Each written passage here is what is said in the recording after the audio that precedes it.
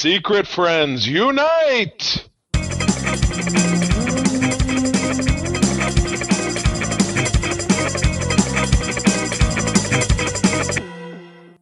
Welcome to the Secret Friends Unite podcast, episode 505. This is your guide to the geek side, and I'm one of your hosts, Todd Oxtra, getting ready for Christmas. My background is there. We're going to have a fun-filled podcast about the holidays. And I got to show you something. You ready?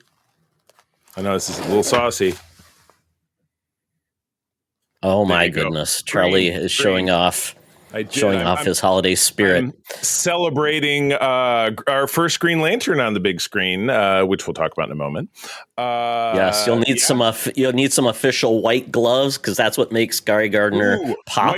White glove service, kind of like old ladies with the lunch line in the 40s.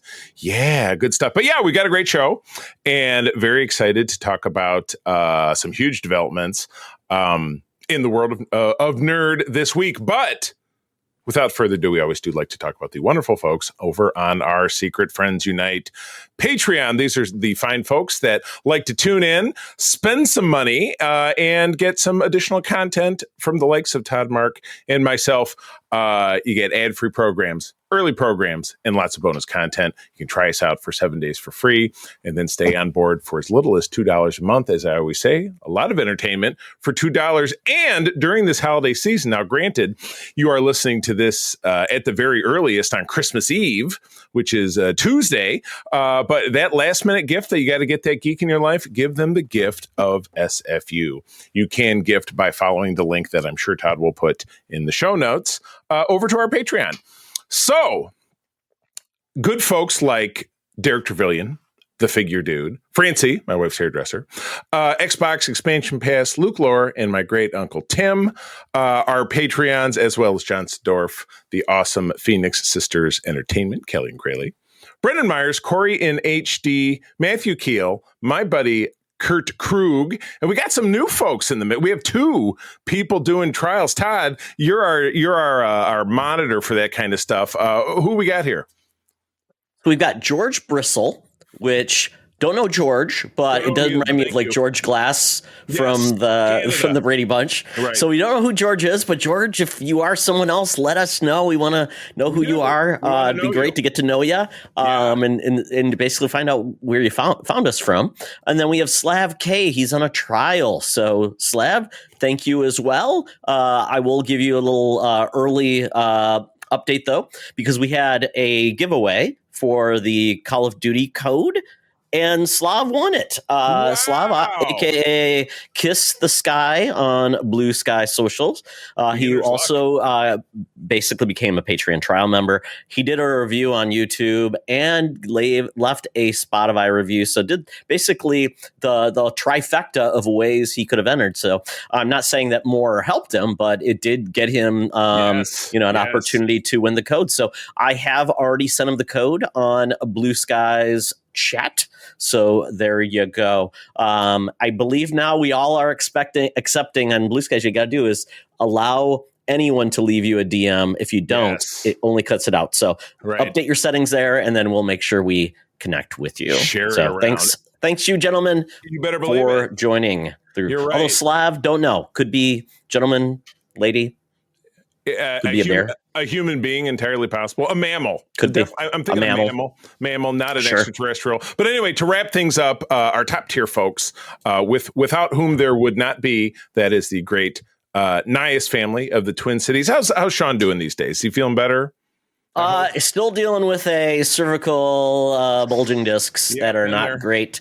So he's dealing with that. Yeah. So it's in his neck right here. So not great. It's your neck, getting shots in your neck. Oh, not dude. Great. That's rough. Yeah. But anyway, Sean and his wonderful children, Stella and Henry, are our biggest supporters, and we are very grateful for them. So if you want to join in on the fun, patreon.com/Secret Friends Unite. Try us out for 7 days and as little as $2 a month to stay on board. As always, a lot of entertainment for $2. And speaking of $2, it might be a little bit less than $2. I don't even see. $1.50 at the bottom. $1.50 at the bottom. Back in January of 1997. So this is coming up on 30 something years ago. Now, Todd, in January of 97, cover date, so it would have been the end of 96, you and I were living in our East Lansing apartment, attending Michigan State University. Was this a book that you followed, Journey into Mystery? Because Thor not at this point, because this essentially...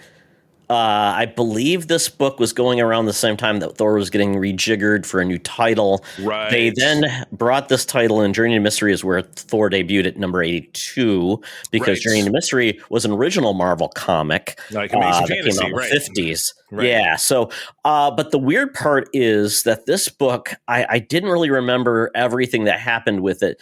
But apparently, Charlie, in this book, Thor left, and because of the company-wide crossover Heroes Reborn, Thor ceased to be the focus of this, and then basically restored his title into Journey in the Mystery with 503. And it featured the Lost Gods, followed by issues of Shang-Chi and the Black Widow, and then also Hannibal King. But the Lost Gods were basically reincarnations of the gods as regular people. Yeah. What if God was one of us? Right around the same time that song came out. Joan Osborne. Talk about a one-hit wonder. That's why she wrote it. But this is when Marvel was a hot mess, and not a lot was working. And I think Express, boop, boop. Yeah, but even Spider-Man couldn't help this book. So So we've got. I'm going to say, without even really knowing, that that's like Rick Jones, or at least it looks like him. But even if it's not, it's a dude in a long sleeve tee rolled up to the elbows, which is my own personal look. But he's wearing black socks with shorts. Is he 90? It's the 90s, but is he 90? And jorts, which I also refuse to wear, and a headband. So he's got a whole lot of different stuff going on. I think those are rollerblades. Oh, yeah. Okay. That's very 90s. Now, he's being held up by, it's a member of the Wrecking Crew. Is that Thunderball, I'm thinking?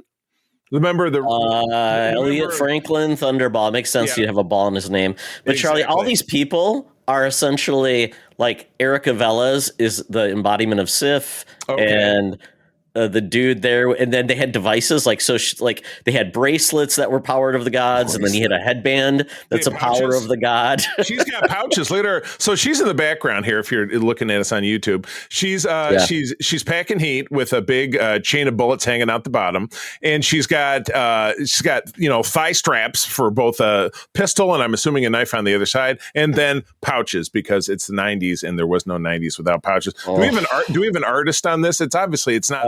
This one, it's funny because it says Deodato Studios, which Mike Deodato was Brazilian artist, and he really came in and did a lot of books, and then he basically created a studio where people aped his style. Oh boy! And then they just called it Deodato Studios. So it was like, okay, now you just it was weird. It was cheap art labor. Yes. Cheaper, it's like a sweatshop for labor. It was like it's 1,000. We're going to South America, gentlemen. We're going to source all art from there. There's 1,000 monkeys on 1,000 typewriters, giving you the finest novel of all time. It was the best of times. What, Todd? It was the worst of times. The wrecking ball of times. Wrecking ball of times. Oh my! You stupid monkey. Anyway, that's a classic without a doubt. But Todd, something you might not know, that guy's name Deodato Studios down in South America. You know who was really running that? It wasn't Mike Deodato. It was our senior news correspondent, Madam Webb. Talk about a finger in every pie. Back in 1997, she was almost 100 years old, but still cranking it. But these days, she works for us for the very fair wage of 5 cents a week. But she does bring us the latest news and scoops over in Madam Webb's News and Scoops at the corner of Hollywood and Vine. Let's get ourselves out there right now. Now it's time for Madam Webb's Rumors and News. Take it away, boys. Thank you, Madam Webb. Well, Madam Webb, it's that time of the year where you're looking forward to constantly carrying around your mobile mistletoe so you can get all the free smooches when you visit several fraternities when you basically go in and clean up their houses when they're out of town, and you hope that a couple will be remaining left because a lot of them will be lonely. Right. So, Madam Webb, get your mistletoe ready. Any port in a storm. Absolutely. Well, this was a very, very big week in the geek world, without a doubt. It was on Thursday. Something huge drops when I'm away from the house. I was gone for 12 hours on Thursday. Didn't get to watch this until I got home about 8:00 at night. And it was the trailer for, I feel like the name of the movie didn't even come out in the trailer. Am I right about that? But I mean, we knew what it was. But it was just said Superman. Yeah. Right. Well, Todd put the cart before the horse, buried the lead. No, we're talking about Superman, James Gunn's first foray, live action, into the DC, DC, what are they calling it? Actually, just DCU. The DCEU. Yeah. Well, no, I think the E's gone. I think it's just DCU. Oh, no, you're right. Yeah. DCU. So this film, which we're getting on July 11, stars actor David Cornsweet as Kal-El / Clark Kent / Superman. We've got the amazing Rachel Brosnahan as Lois and Nicholas Hoult as Lex Luthor. So this was a powerhouse of powerful images. I love the way the trailer started. Just, here's the Arctic. Looks kind of crazy. Big poof. And there's our guy bleeding to death, curled up in the fetal position, and he whistles, and he's looking to his right, and he sees a big cloud of snow, and then there's the good boy in the whole wide world, Krypto the Superdog, and he says, "Take me home, Krypto," and puts the cape in his mouth, and Krypto drags him back across the tundra. You couldn't have named that. I've never seen anything quite like it. I thought that was really something. Absolutely. Yeah. It's going to be, this trailer is great because not only did it give you basically a feel for what Superman looks like. Obviously, you get that. You got Krypto involved, so it's going to be a little lighter. We have not seen Krypto in a live action movie before, which is cool. Right. And then we got a lot of basically as he was recovering from dropping from sky, we got a couple of fast forwards or backward looks of the world he lives in. He lives in a world where he has existed, where superheroes exist. This is not like it's the origin of all superheroes. You get a feel for his life, where you see Pa Kent on the farm. You see Clark Kent with call it the broccoli hair, where it's kind of messy up front. We do get Lois Lane, but you do see moments where Clark and Lois, Superman and Lois are actually kissing. So both. You see it separately. Sure. So yeah, she's playing both sides, or she knows this, or it's not a secret. So they've that part. Yeah, exactly. We've got Lex Luthor in this. We've got heroes in regards to Mr. Terrific. He's the black gentleman with the big T across his face. He's essentially the smartest man in the DC universe, but he's also an accomplished athlete. And then we also get Ultraman, which is a screenshot. Ultraman is essentially the bad dude from the Injustice Society, who is equivalent to Superman. And then we also get Metamorpho, which you see like the white face at the end, Metamorpho.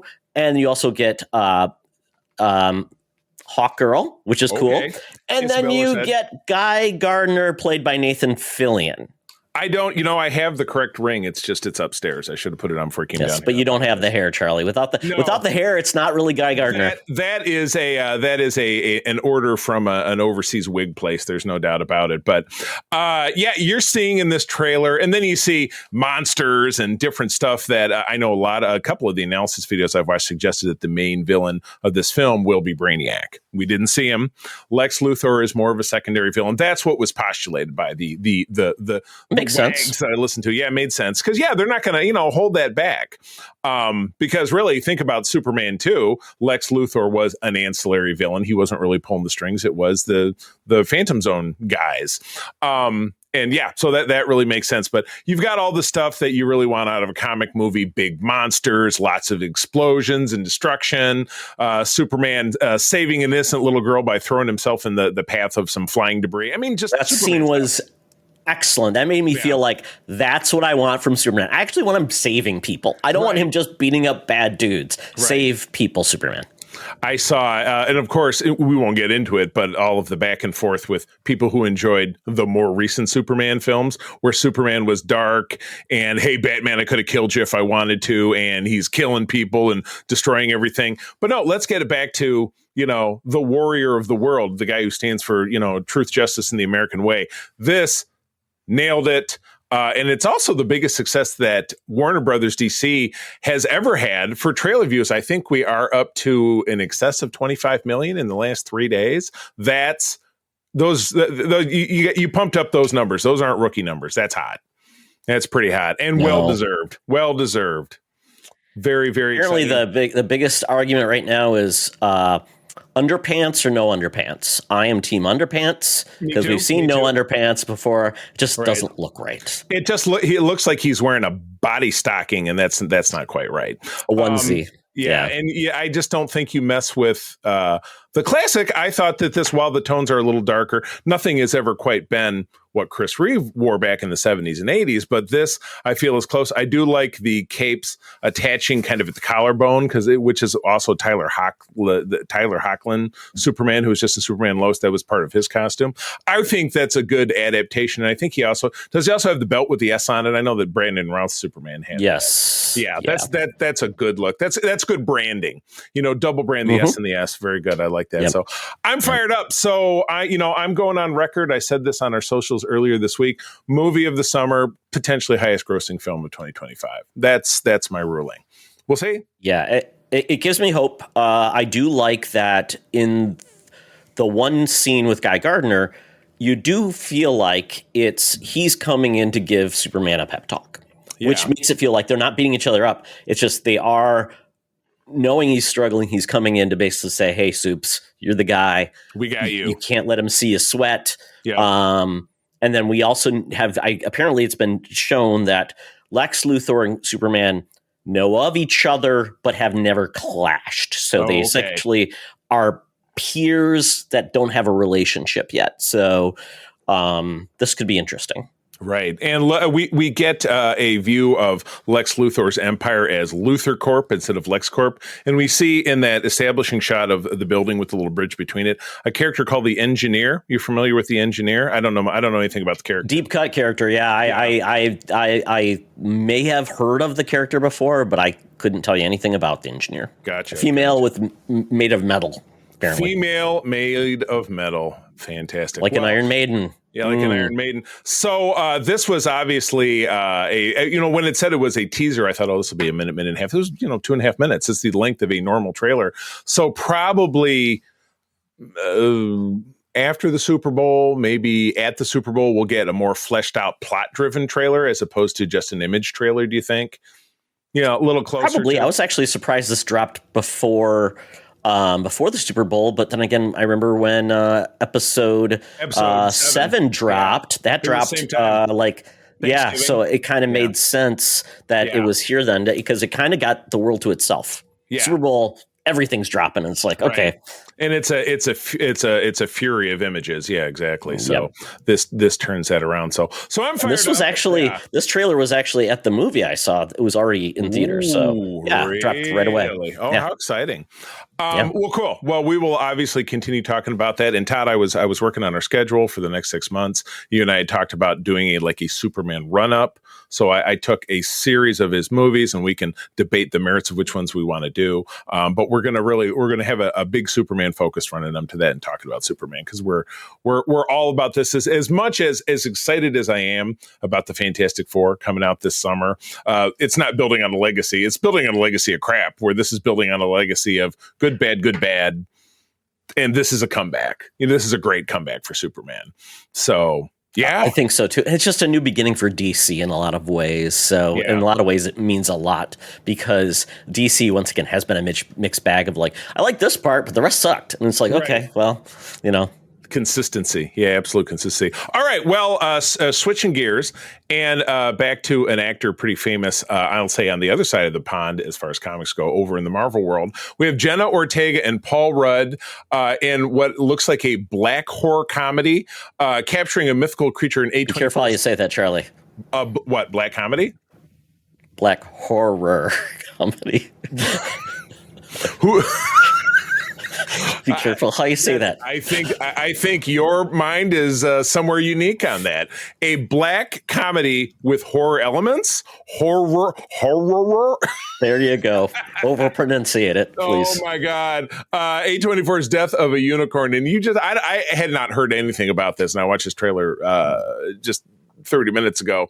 But yeah, this is a movie, and well, as we read down, we'll grab a release date. But the movie centers around a father, Rudd, and daughter, Ortega, who are headed to a weekend getaway with his billionaire boss, Richard E. Grant, who's great. He's a great actor. He's just been in a ton of stuff, including Star Wars villain. When the pair strikes a unicorn with their car, complications ensue. When the boss realizes the unicorn gives miraculous benefits.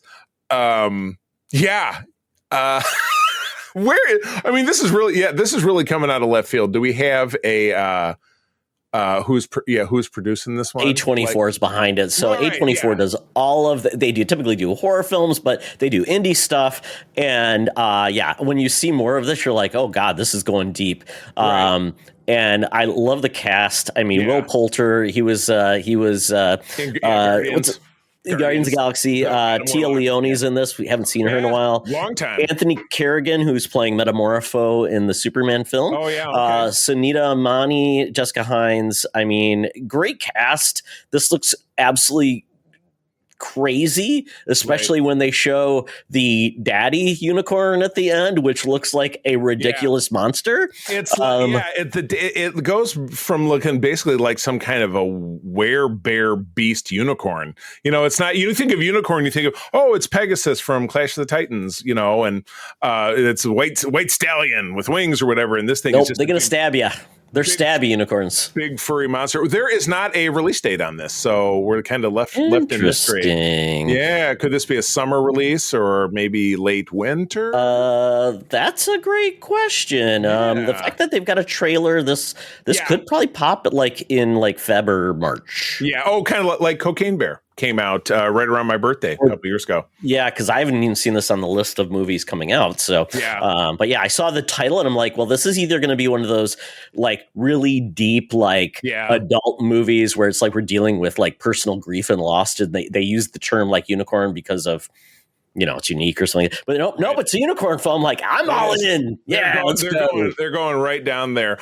Well, speaking of all in, Todd, you and I have talked about how much I love the fact that Skeletor from the Masters of the Universe, a beloved cartoon franchise of our youth, is the subject of dirty memes and stuff. The Skeletor. He's also unemployed too. Yeah, unemployed Skeletor was great. Yeah, but all the terrible things about his relationship with Evelyn and their sexcapades. Anyway, but the live action film, which we know we're going to see in the next couple of years, has snagged its Skeletor along with some of its other supporting cast, but I don't know. We've got Jared Leto taking on that role. And Jared Leto, very famously in the first Suicide Squad film back in 2016, embraced the method of being the Joker by torturing his co-stars with dead rats and condoms filled with jelly or something. He just did a lot of weird shit.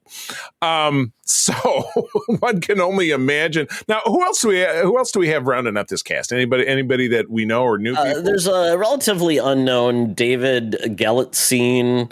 Is that what his name is? No, Nicholas Galitzine is He-Man. Yeah. Camila Mendes is Tila. Idris Elba is Duncan Man-at-Arms. And then we've got from Community. Jim Rash? No, playing Evelyn. It's blanking on her name. Britta? Annie. Yes, Annie. Little Annie. Shit. She's a gorgeous woman. I absolutely cannot remember her name for the life of me. This is embarrassing. I'm sure somebody will tweet this. She's playing the Macy's gift guide right now in commercials you might have seen on TV. Oh my gosh, absolutely. So this seems kind of crazy. We did get additional casting. Sam Wilson as the cyborg Trapjaw, Hafthor Bjornsson as the horn-headed strongman Goatman. Don't remember that character. And Goatman, but no, do you? I don't remember, but Trapjaw's in this. I know. Yes, in Triclops. I know. Yeah, that's Koto Ata.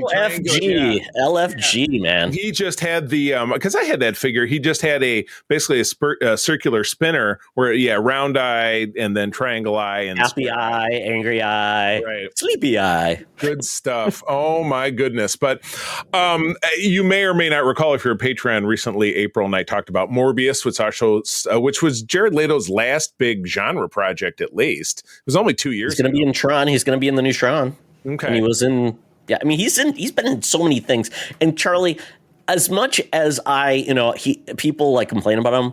I mean, could you pick a better guy playing Skeletor? No, I mean, it crazy, wacky Skullface? Right. I mean, as opposed to the Joker, which in more modern parlance is menacing and terrifying. You think about the Killing Joke, or Heath Ledger's portrayal, where he didn't really fit the bill. But for this Skeletor, I mean, Skeletor's been in live action, played by Frank Langella. I'm like, where he did, and I haven't seen that movie in forever. But his last line, didn't he pop back up out of the stew he was dying in and said, "I'll be back," or something, and then he sank back in. Wasn't that's what he gave thumbs up.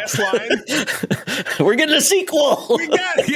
We're taking canon films all the way into the 2000s. They did not.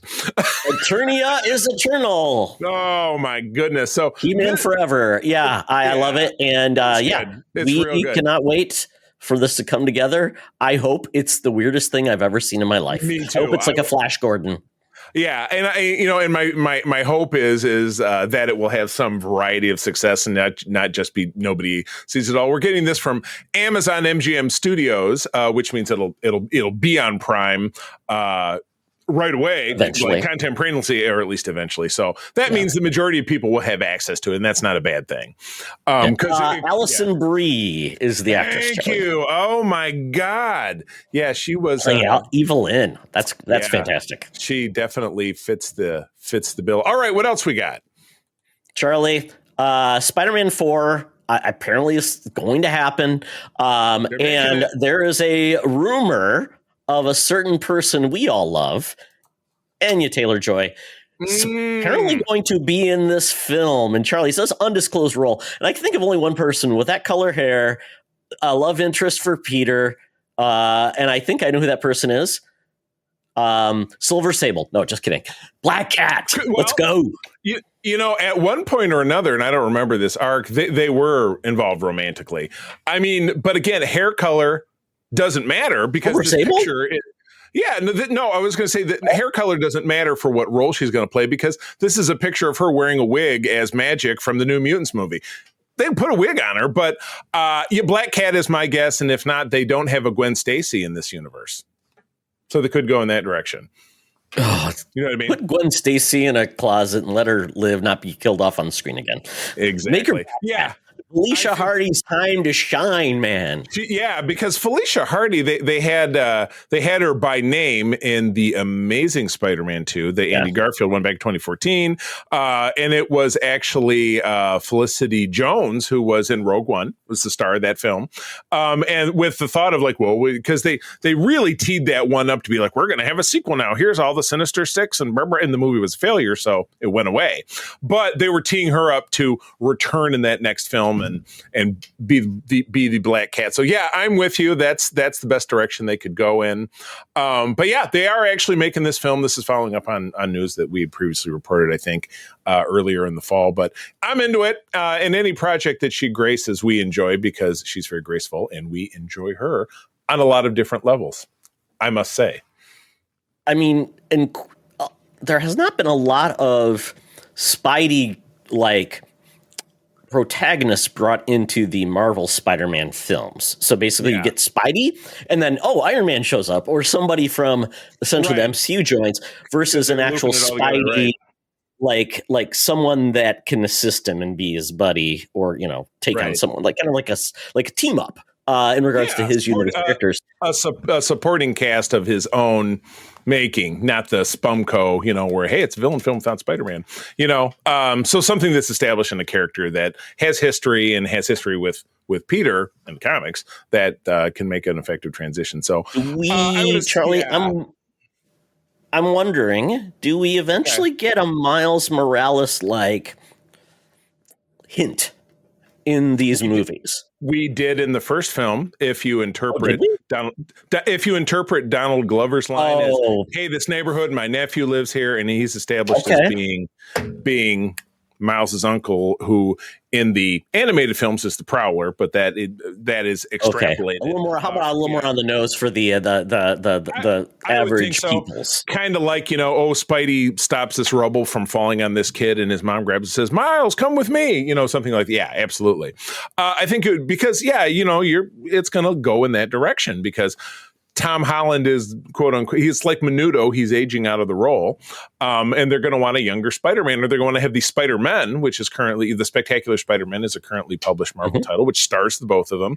That could be pretty great if they kept things going because, Peter Parker has been, in his early 30s for, 50 years now. And they got to do something about that because they can't, stop Tom Holland from getting older. I mean, for the scenes where he has the mask off, which in these films, typically, characters who are always masked, like Captain America or Batman or Spider-Man, always find a way to take their mask off so you can see their beautiful face.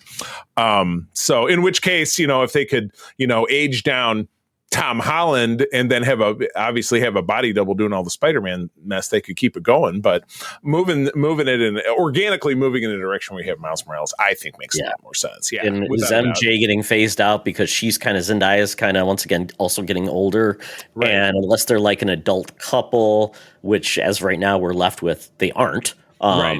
And if that comes back, maybe it's a good transition. Right. But that's what happened in the video games. They basically, in the last Spider-Man video game, Spider-Man 2, Spidey's gone on hiatus and Miles took over. There you go. It's good. Or like I said, the capacity of them to potentially team up. But anyway, this is, I'm assuming, going into production probably within the next 6 months. And I feel like we'll see this is this on the books for 2026 already? Or we don't know? I'm guessing. I'm guessing it'll probably, it would make sense because if he's going to be, because isn't he supposed to be in? You know what? It is because it's around the Avengers Secret Wars. I think it's just before it. It's either just before or just after. Obviously, those are the two choices. But because I did a hybrid probability grid of our movie wager, and I remember plugging in Spider-Man 4. So that'd be fun. All right. Well, everybody at least remembers fondly as a question the 1999 film which spawned its own franchise, The Mummy, with the great Brendan Fraser, Rachel Weisz as the lead. And what's the name of the squirrely British guy who was Rachel Weisz's character's brother? I can't remember that. Squirrely Stewson. Squirrely Stewson, and then you had the guy who was Admiral Vance on Discovery was in that movies. But anyway, and then of course Arnold Vosloo, who was Zartan in the terrible G.I. Joe movies, was the Mummy himself. So great movie. Definitely has a lot of fans of people who are probably around our age, maybe a little bit younger. Yeah. But as all things does, we have a gritty reboot coming for it from Evil Dead Rise director Lee Cronin. So we did get that announcement plus some key art. Which just kind of looks like a squiggle. I don't know. You look at this correctly. What do you think of this? I don't know. It must be from a comic or something that I've never seen before. Okay. Yeah. I don't know. I don't know that this particular version of the Mummy spawned from any specific IP besides like mummies in general. I don't know if this was an adaptation of anything back in the day. But this is a Blumhouse deal. James Wan, Jason Blum, and John Kenville are producers of this film, and I do not believe we have any names associated with it, but we do have a release date of April 17th, day after your birthday, in 2026. So go see it for your birthday, Ted. Wow. When you turn an undisclosed age, which I won't say out loud. It'll be a magical number, yeah. It'll be a magical number. Yeah, because in this, I was looking like who actually... Come on, IMDb. I just want Wikipedia. So I was thinking about it because we had that Tom Cruise movie, which I've never seen, 2017, The Mummy, for Universal, I believe. Right. And so this was produced also by Universal. So of course. Yes. It's interesting because, we got The Invisible Man, which is one of the Universal, remember that one we saw with Elizabeth Moss was which was great. I love that movie. And I know they're going back into like more Dracula films, stuff like that. So, but yeah, I mean, I'm excited for this because what I liked about those films, it felt like Indiana Jones, high adventure, old timey, fun, goofy, good mix. Yeah. But if they're going darker, I mean, is it just going to be like the old school mummy film from like, I think of those old films where the mummy was just going to kill and eat everybody. I don't know. It's so slow, but they panicked. And I don't know that I would really care for that. It doesn't really sound very appealing. You know what I mean? James Wan, I mean, he does the Fast and Furious films. and then he does like these hardcore horror films. So I don't know what he could deliver with Mummy. Go back in time, do it like old timey versus the Tom Cruise, which was modern times. I guess. But, audiences didn't gobble up that 2017 movie, even though Tom Cruise has been a box office draw for 40-something years. And I never saw that movie. Now? I probably should just watch it to see how bad it is. I've heard it lampooned by a lot of some of the core podcasts I enjoy. But yeah, all I know is that Tom Cruise has a legacy of forcing women to kiss him, and it happens again in that movie, which just sounds very unpleasant. That's wonderful. Yeah, I know. I always wondered about like handsome, powerful men that it's like, wait, you ain't got enough swag to get ladies on the fly? I mean, what is that about? Right, exactly. I don't know. Definite Hollywood weirdo. Don't be weird, Tom Cruise. I definitely don't know. We'll probably end up seeing this one just because we're Blumhouse fans, and I think it's a decently interesting property. But yeah, I don't know. I don't know that I would want, I assume this is not a continuation in any way, but potentially be some nods and winks to the old films because those kind of things happen. But didn't they have like the kids like in the third one? Yeah, we did. I think with Yetis and things like that. We had because there was a second one, which was a couple maybe in 2001, 2002, where Rick and Ivy are married, and then we jumped forward maybe a decade. This is like 2013, 2014. There was another film with him, and their kids were grown, and then they were fighting in the Himalayas with Yeti. Yeah, you're absolutely correct. Absolutely correct. A fun family activity that everybody should take part in. So, fighting Yetis. Yeah. I agree. Fighting Yetis. I agree. Don't you think? Don't you want to take your son to do that? I know. I had the chance, I'd do it myself. Yeah, absolutely correct. Well, that does take us out of the news, Todd. It's 2025, and we earned ourselves an upgrade. We're taking regular Uber to down to the Geek Easy, which, as you showed me recently, they finally cleaned the place up. It's not quite as gross as it used to be. But anyway, that's where it's turned into a steak and ale. Oh God, McAllister's. It's a steak and Bennigan's. Bennigan's Plus. Bennigan's Plus. They have like a nicer Bennigan's. Oh my God! But anyway, hey, the Uber is here. The guy's got his radio on, and I swear this thing follows us around like a cloud. It's the same ad I always hear. Talk nerdy to me. Talk nerdy to me. We're sitting in the Geek Easy, cover band's playing, drinks are poured, and we are ready to get our nerd on. So Churlie actually got a recommendation from our good friend Brian Cole. He said, hey, I've been watching Die Hart, and it's on season 3. It's pretty funny. And I'm like, oh, okay. Well, I know you'll love this, Churlie. So Die Hart was an original production for Quibi. Roku bought all of the content from Quibi and now shows it on the Roku channel. Apparently, Roku channel is the top free streaming. They have two of their free channels that I tune into from time to time. They have one that just plays SNL skits on a loop, and they have one that's MST3K, that's from your homeland. There, everybody loves MST3K. No, I'll see Brian on Monday. We're having lunch, so he's here in town. Good deal. So yeah, good deal. Yeah. So Die Hart, the premise is pretty funny. It's based on Quibi, the episodes are only like 9 minutes long. So they go quick. And it's like you can just knock it out very quickly. But the whole premise was this is kind of like a mockumentary on Kevin Hart, where he wants to be taken seriously and wants to be an action star. So he basically and it's got, it's full adult language, everything too, which is funny to hear him, talk about that. And he's like on a TV show where he's being interviewed and he drops an F-bomb about a movie he was in with The Rock. And so he has to rehabilitate his career. But apparently he gets a call from his agent, says, this famous action director wants to cast you, but you need to go to action star school, which is great. Yeah.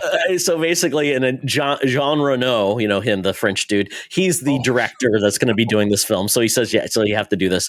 So it's pretty funny. So guess who is the teacher of the action school, Churlie? I swear to God, I saw this on a Roku ad this morning. But all I remember seeing was him. Who is it? Will Ferrell? Yeah. No, it's John Travolta. So John Travolta not being John Travolta. John Travolta's playing a guy, which is pretty funny. Yeah. So It's pretty funny, and it's really interesting. Kevin Hart's pretty good because he's totally covering all his bases about the fact that, like, he knows who he is. He's calling it out.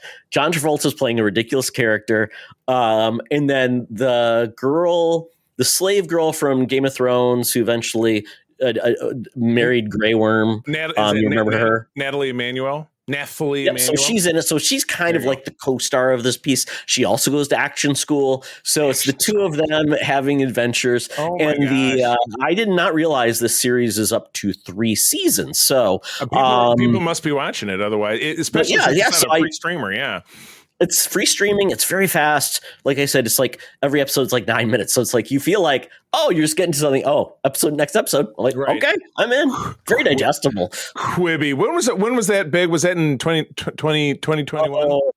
So it was right during the pandemic. In 2020. When people were supposed to be like commuting and watching these short bits, these quick bites on the plane or the train or the automobile. And they thought it was going to be the next big thing, and it ended up being the next big nothing. But there's some good content from it that emerged. So, like Reno 911, I think came, Reno, right? Like they rebooted that for a special. They have a couple of shows that I like on it. So it's all there on Roku now. So watch it for free. Jim Dangle, I love it. Exactly. And then since my son is back, done with his first semester of college, he's off for almost a month. We went to see Sonic 3 in the theater. Nice. It's one of our favorites. And Jim Carrey is so good in this. Oh my God, he is back. Just from the trailers, it looked fat. And he's playing a dual role, if I'm not mistaken. At least that's what he is playing his grandfather, who he didn't even know he had. Yeah. He's eating up the scenery. It's so funny.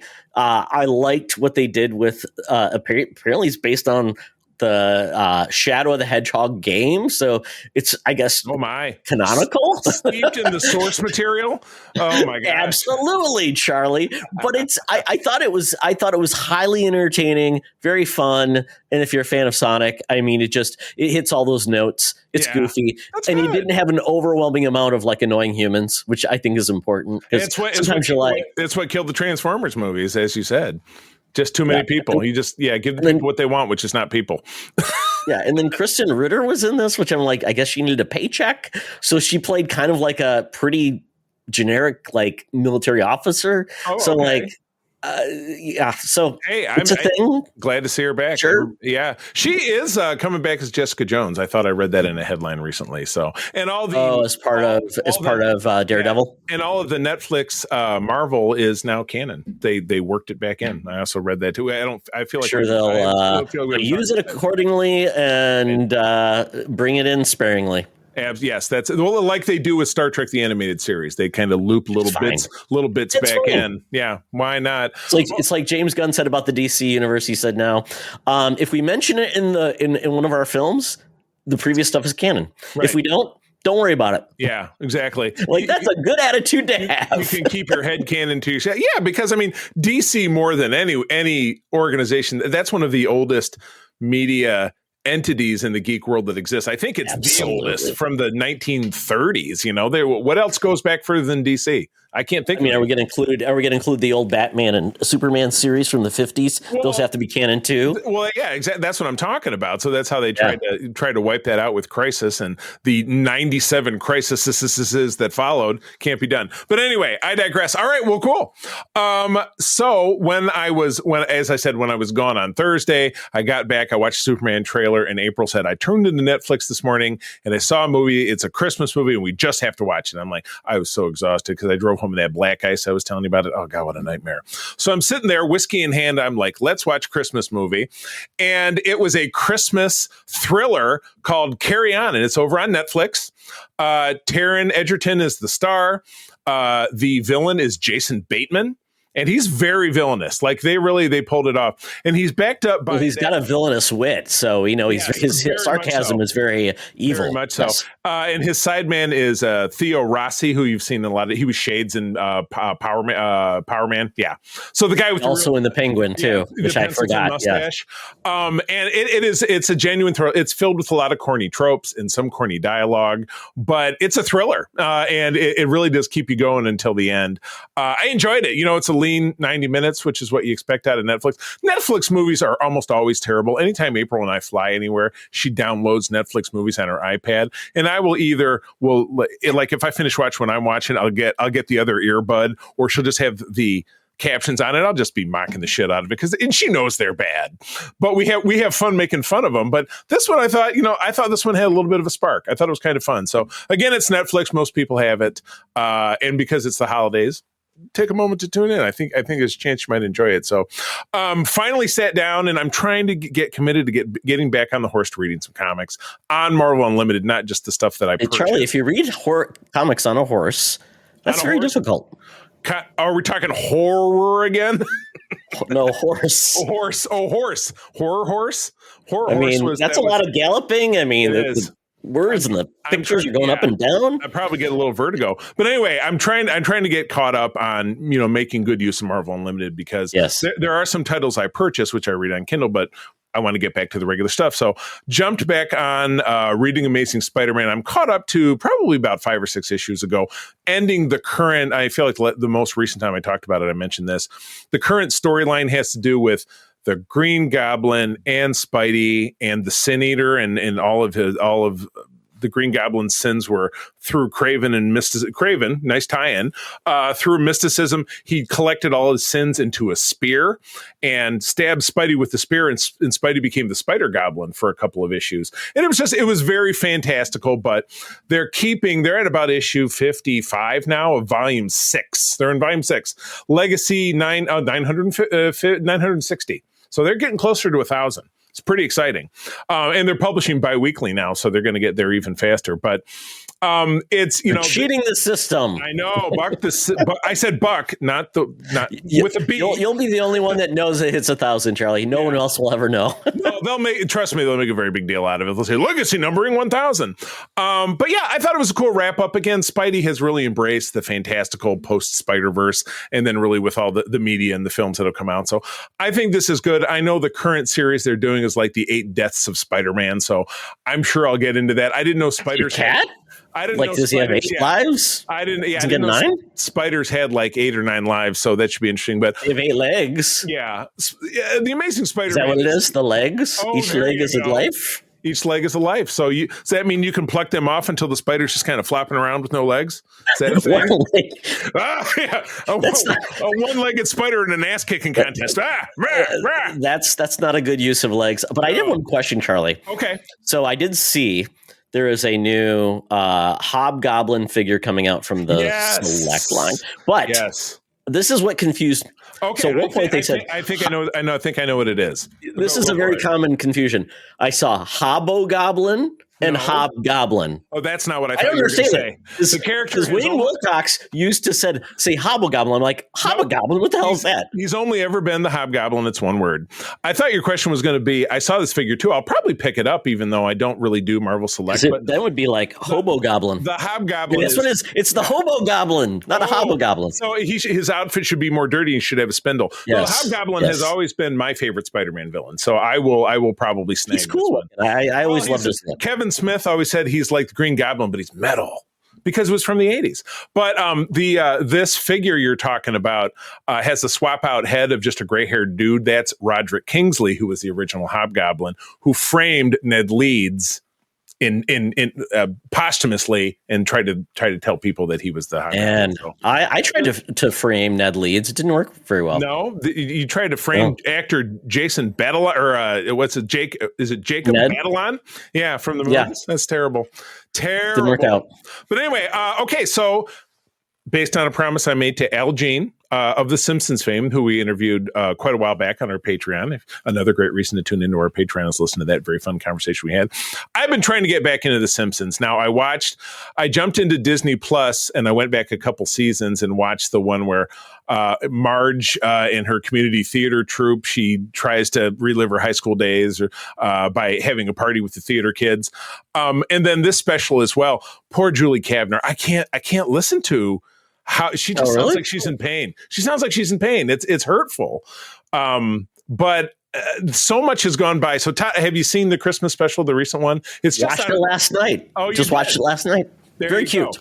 It was, it was, and it had a nice message too, because a lot of it focused around Ned Flanders. I didn't realize that. Obviously, we know that his first wife Maude passed away a long time ago. Didn't know he was married to Edna Krabappel. I know the character is gone, so he's a twice widower, and he's challenged with his faith. With every bad thing that's happened to him, and it ends up with him in a submersible with Professor Frank, which I thought this is the Simpsons at its best. They start with one thing, and then they go left, right. Three rights make a left. They just go absolutely wild. So while you're right, I struggle with poor Julie Kavner because she just sounds like her voice is torn to shreds. She sounds like Janis Joplin at this point. You know what I mean?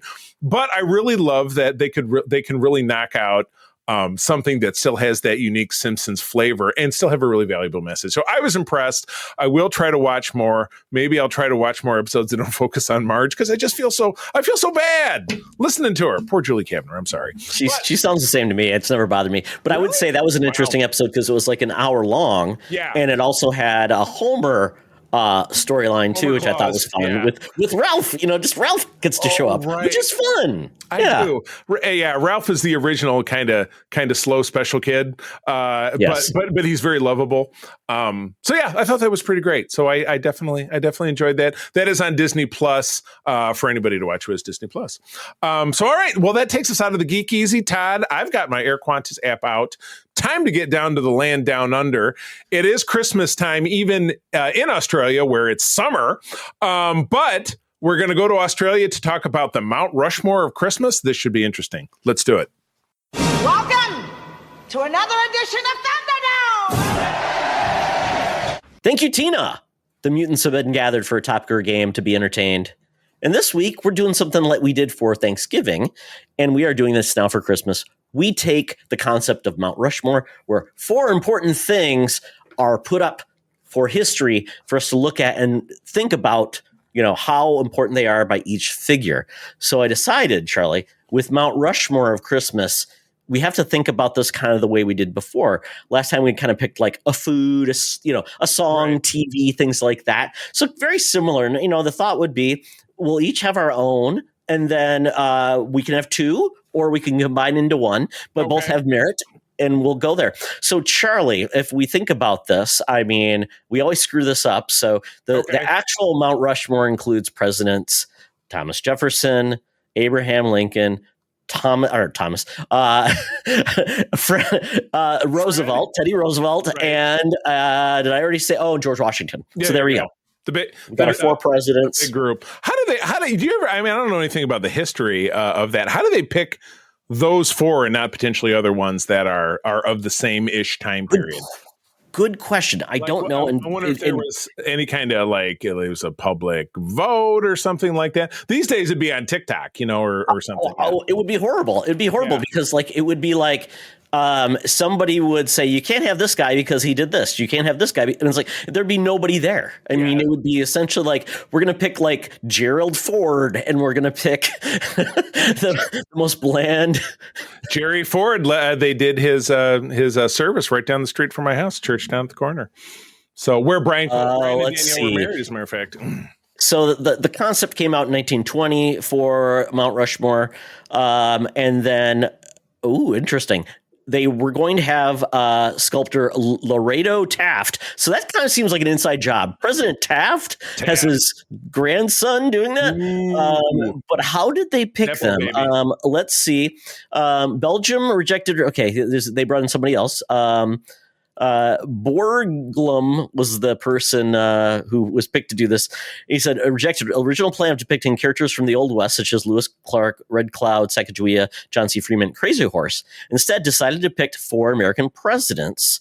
The 4 presidents were said to be carved into granite, blah, blah, blah. But I don't know. Let's see. Did they have a final vote on it? I'll have to look at this. There's a lot of information here, Charlie. It's very interesting. We'll get back to you. We'll get back to you. We'll break this down in a special episode all about Mount Rushmore. Absolutely. So there you go. Exactly. But, we're dealing with basically presidents from different eras representing different things. So that's what we're doing here. So Churlie. So if we get into this, so maybe we should group this into like 4 categories. Does that make the works like sure? So food. Should we go food? Christmas food. And are we putting it in are we putting it in the context of something related to genre or just a great food to have?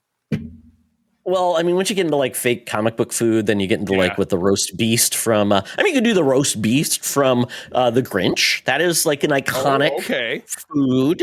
I mean, eggnog is really, think of Christmas Vacation where they're drinking out of the moose. What is it? Wally Moose. Oh, the Wally World. Yeah, the Moose. Wally World and Montgomery Moose. Marty Moose. Marty Moose. Yeah. Yes, those. We got candy canes, Charlie. I'm trying to think what else. We've got like Christmas cookies. Right. You can go all the way. I don't know of any other like holiday geek food. I have a weird one. This is not geek related. This is family related. It comes from April's family, and it's funny because you and I were talking before we got on here. Christmas this year because our daughter is in Spain with her dad's family, and my son is too cool to hang out with us. So it's just April and me on Christmas Day. A Christmas tradition in her family, and it's going to sound weird to you because it sounded weird to me. I don't know if this may be a country thing. I have no idea, but corn fried mush. Are you familiar with corn fried mush? Doesn't ring a bell? It does ring a bell? Well, I know there's some weird ones like oyster stew is a big thing like for people in the country, for my family, which I never ate, but they talked about it. I'm like, that has been a thing in April's family forever. Her mom would do it. So I was doing the dishes this morning, and there's a pan with the mush, with the corn, whatever stuff sitting in it. She's going to make a pan of it. We're going to have it on Christmas Day. So yeah, that's a big one. So I'll slap, and you know what? It tastes pretty good. It's basically kind of corn slime and salt. Is it cornmeal mush? Like almost correct. Like cornbread? Correct. And you fry it up? You fry it up like a piece of something? Correct. Okay. Yeah. Kind of reminds me of like a hash brown kind of thing. You know what? Yeah, but really, yeah, not quite that. Same as corn pone. Corn pone. Yeah, corn oil. A thimble of corn oil. Charlie, Michigan hillbillies. I got some hillbillies on my side. Doesn't make any sense. Yeah. I know. If you're from the thumb or you're from the far northeast. Or northwest, Alpena, part of Michigan, Alpena or Petoskey. Yes, absolutely. Yeah, you never know. So, fried corn mush, Charlie. I think that's safe to say that's an original, and I think so. Enjoy your corn fried mush. I plan to. They need to like work on that name. Just the name is. Fried is just, Kentucky Fried Chicken became KFC because fried is good. But it has a negative connotation. People like, fried, kill people or whatever. It's bad for your health. So I don't know. But for one day a year, I will hop on board the corn fried mush train. Okay. So we've mentioned a few. So pick one. Yeah. I don't know, Charlie, if most of America would look at corn fried mush on your as something. You know what? Identifiable. It's unique enough. I'm going to stick with it. I think I've got to take a stand. Okay. Wow, you're really hurting America, aren't you, Charlie? There's a lot of that going around. I'm picking eggnog. Okay. I'm picking eggnog. It's a favorite in our household. You can make it alcoholic. You can make it like oat milk. And if you meant to make it that way, don't do that. But whatever. I love eggnog. And it's just, this is the only time of the year that usually will have it. Yeah. So, yeah. And I that was one my mom would pick up when I would come home for Christmas in college or something. I haven't seen hide nor hair of it. I'd rather just drink the booze. I don't really need anything besides that. But yeah, I'm down with your eggnog. So it's in Marty Moose then, they still sell it's those. In the glass. Yeah, it's the Marty Moose glass. That you saw Clark Griswold chug when his Christmas bonus turned out to be a Jelly of the Month Club gift. Well, Eddie just kept on. Yeah, Eddie just kept on down in those two. Yeah. Okay. We're getting to a character, Charlie. This can be fictional, real, can be animated, can Christmas be character. CGI, can come from a book. What represents Christmas to you? I got a good one. Representing Christmas to me, my favorite Christmas film is Die Hard. So my character, John McClane. John McClane. Okay. I'll put that for consideration. Oh, I didn't realize this was at your discretion. Oh no, it's for yours. You can have it for yours. Yeah. Yes. So I saw yours is going to be corn fried mush. you love it. And you got John McClane. So yes, that's that is a very controversial pick for a lot of people. So you go with it. You go, boy. It's an endearing controversy that some people just can't get over the hump. Just because it's set at Christmas, it doesn't make it a Christmas movie. But I think it's all about a Christmas miracle and fighting evil. Isn't that real? Like the night the reindeer died from Scrooge. My other pick would be Frank Cross from Scrooge because that's my other favorite Christmas character.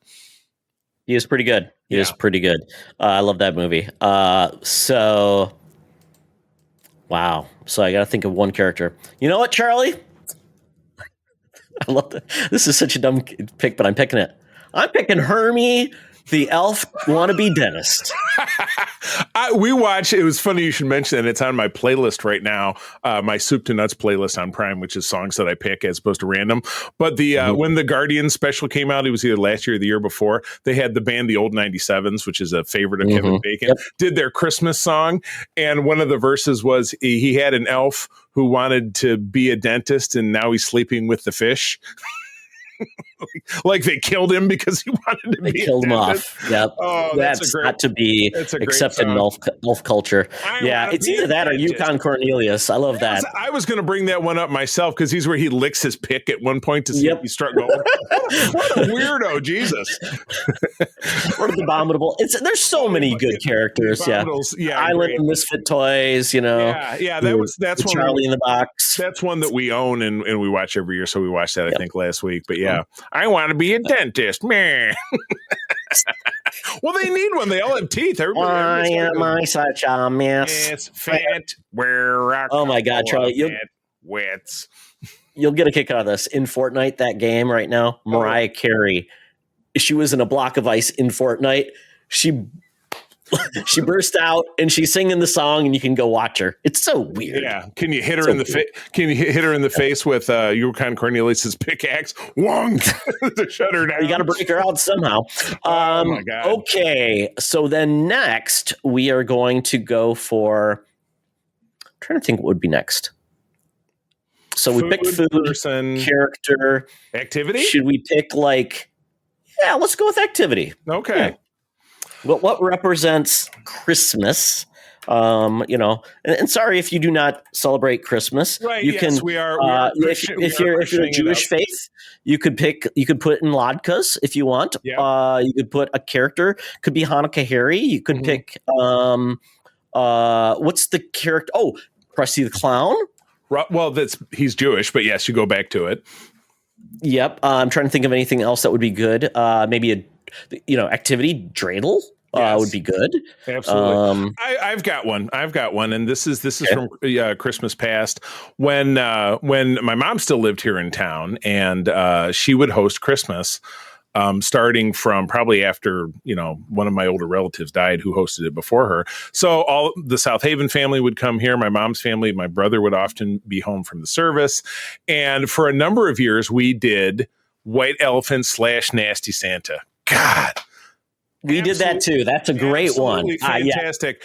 And, we had the steal, and I know my brother and I went back and forth over a bottle of Jameson's one year.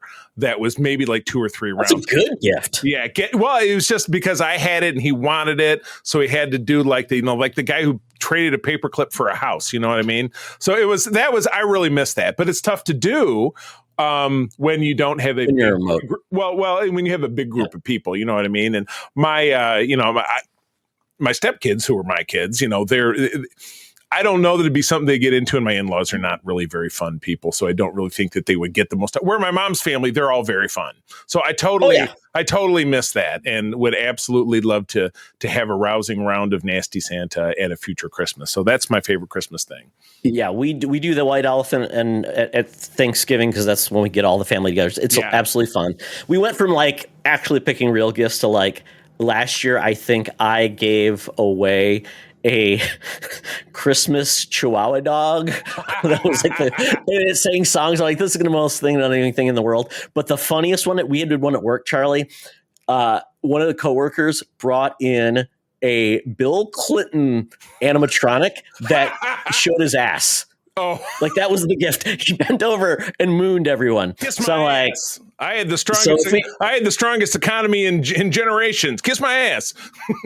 So if I think of something for an activity, and what we have to put on, we have to have something symbolize what the white elephant is. So should it be like something from the dollar store? Like, I mean, like I said, it could be nasty. If you wanted to go with Nasty Santa as a name instead, you could just have Santa flipping the bird. Nasty Santa. I mean, I don't know. Or you're right, just like somebody with like, hey, here's a bad gift. Here's a total. What's a bad gift? A booklet of IOU of hugs, like some shitty back rubs in an IOU booklet. You can exchange for one back rub. Homemade coupon books. That's a bad gift.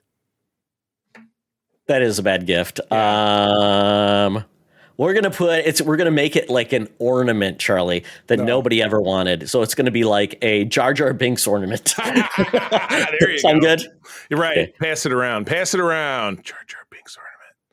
Excellent. Because I think that's become a big part of Christmas too. Is like, we're gonna put ornaments on a tree, and quite honestly, they have nothing to do with Christmas. So it's gonna be like, oh, Terminator.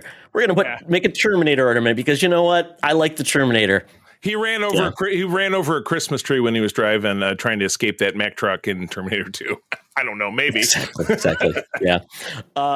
He came in to kill Jesus before he was born, or Mary. He has to kill Mary before Jesus was born. That'd be kind of dark and scary. Very dark. Like that. Yeah, it kind of reminds me of the was it Mad TV? They had those really always bad Christmas special knockoffs that were like claymation and things. There might have been one with that. Yeah, there was definitely one with Rudolph that they did. Yeah, absolutely. All right. So we've got food, character, activity, Charlie. So we could go with song, or we could do. I'm going to go song because I have the absolute greatest Christmas song of all times. Drum roll, at least in your head. That would be "Christmas in Hollis" by Run DMC. Greatest Christmas song that ever was. So it's going to be an Adidas tracksuit, gold chain, big old chain in the hat, big old chain in the hat, with a hat like Christmas, because you have to make it like something you get. So yeah, okay. Santa in how about Santa in an Adidas tracksuit with its gold chain? Because Santa is of course the star of the song. You have the group rapping about how one of the group members finds Santa's wallet with $1 million in it, and he said I could keep it, but I won't do it. I'll put it back in the mail. But then it came back to me, and the $1 million was for me. And if you watch the video, they all get presents. Creepy elves with closed circuit TV. It's very weird. Exactly. Yeah. And then they get gifts of a turntable and microphone, and then they start rapping. I'm going to go watch it when we get done here. Look that up on is it Vimeo that has all the you can watch my YouTube. That's where all the videos are these days. Since MTV hasn't played a music video since 2001. No. YouTube is the home of all things video. So whether it's Vimeo or those other services there. The only other Christmas song that I love to pieces is that just irreverent, and that is the 12 Pains of Christmas. Ooh. Absolutely love it. It's so real. It's so true. Have you not heard it before? No, I don't think so. Bob Rivers did a lot of like fake like Christmas songs for an album that Steve and I used to listen to as kids. But the 12 Pains of Christmas is great. It's about basically, sending Christmas cards. It's very funny. I will send you a link to that. So, but we'll go with the Santa in the Adidas tracksuit representing the Run DMC classic "Christmas in Hollis, Queens." I love it. Try spelling Santa differently. That is definitely not a word. I'm just typing as I talk, Charlie. It's later. Sonata. Fix it in Sonata. Yes. Sonata. Oh, it's a Hyundai Sonata. Oh, that's what Santa's going to bring you for Christmas. It's in the sack because it comes out of the trans-dimensional space. Look, here's a Honda Sonata. Good deal. You love it. Yes. There we go. We have officially made the weirdest holiday, Christmas themed Mount Rushmore. If you are of another faith or you don't celebrate, you know what? It's time off. Enjoy and make your own Mount Rushmore of whatever you celebrate. I would absolutely love anyone on any of our socials, whether it be Discord, which is where we have some of our greatest chats. We'll talk about that more in a minute, or on any of our socials. Drop us a line. What would you put on your Mount Rushmore or your dreidel Mount Rushmore if you happen to celebrate as such? People of the world, let us know what you say. If you're come from that religion that is all about snake handlers, which I think they made up on The Simpsons, but it could be real. I have no idea. It's real. Deep South, Charlie. Deep South. Oh my God. Speaking in tongues. I love it. Well, hey gang, that is the show. And again, if you're listening to this in time, Merry Christmas for those who celebrate. Wonderful, splendid Hanukkah season for those who celebrate, and to all other faiths of the world. We are ending 2024. We are certainly in this country heading into interesting times in 2025. Let's all stick together. Let's remember that we are one brotherhood of man, and hope that carries us through. Oh my God. But anyway, Todd, where do people find you out there? Well, I will tell you this. My gift this year is all the awesome listeners and friends and all the people we made along the way in 2024. So thank you all for giving the gift of awesome people in our lives. But you can follow me at Toxtra, at Secret Friends Unite on the threads. And you could follow me at Blue Sky, at Todd Oxtra, at Secret Friends Unite. DMs are open on Blue Sky, and if you want to DM us on Instagram, that replaces threads. And we also have our email address in case neither of those work, which is secretfriendsunite@gmail.com. Absolutely. The mailbag does exist. Well, I'm fortunate enough that I do have the same moniker at Instagram, Threads, and Blue Sky at the C3, TheCeeThree. Hit me up there. My DMs are open as well. Would love to hear from you. And as I had mentioned, our Discord is a fun and safe environment to talk about geek stuff. We would love to have you there. It's open. Just ping us on Discord, or ping us if you need a link. We can get that to you as well. And we'd love to have you on board. Once more, happy holidays, happy Christmas, Kwanzaa, Hanukkah, and a happy New Year. Though we'll be back with you before the clock strikes 2025 with our next episode. But I'm going to tell you as always that sharing is caring, and to keep on trucking. Be the hero, not the villain. In a truck. Why am I such a nitwit? This podcast is part of the Secret Friends Unite podcasting network, available on Apple Podcasts, Spotify, and podcast services around the galaxy, as well as video on our YouTube channel. You can support Secret Friends Unite by becoming a Patreon member, get bonus programs and more over at patreon.com/secretfriendsunite. Join our Discord community for even more discussions on all things geek. For all the latest updates on Secret Friends Unite, make sure to follow us on Threads at secret.friends.unite and visit secretfriendsunite.com. Find our merchandise at TeePublic and Redbubble. Thanks for listening, and may the Force live long and prosper.